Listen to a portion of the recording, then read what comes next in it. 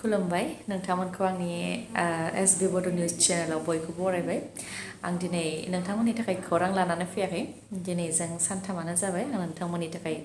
खौरां लानानै फैया आङो दासान्दि हस्पिटालावसो दङ फिसाज्लाया बेराम जानानै दं नालाय नै उन्दुगासिनो ट्रिसाना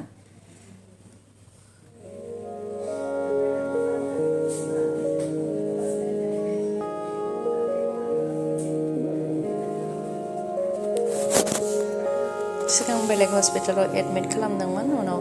सिरियासथार जानायखाय जोङो दस्रा हस्पिटालाव एडमिट खालामदों सेलाइन लागासिनो दं ट्रिसाना दाख्लैनिफ्रायनो सेलाइन लागासिनो दं जेबो एनार्जि गैला बिराद दुरबल जाबाय खिनायानो थाथ'वाखै फार्स्टआव गोबानाय जादोंमोन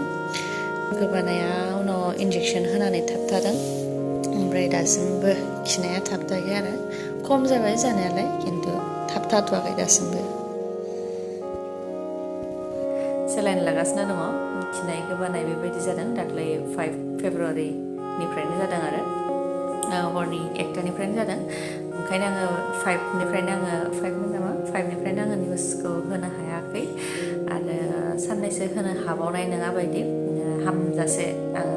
खौरांखौ फोसावथ'नो हानाय नङा आरो नोंथांमोना गाज्रि दामोन ओमफ्राय आंनि फिसालानि थाखाय नोंथांमोना अननानै आरज गाब जाहाथे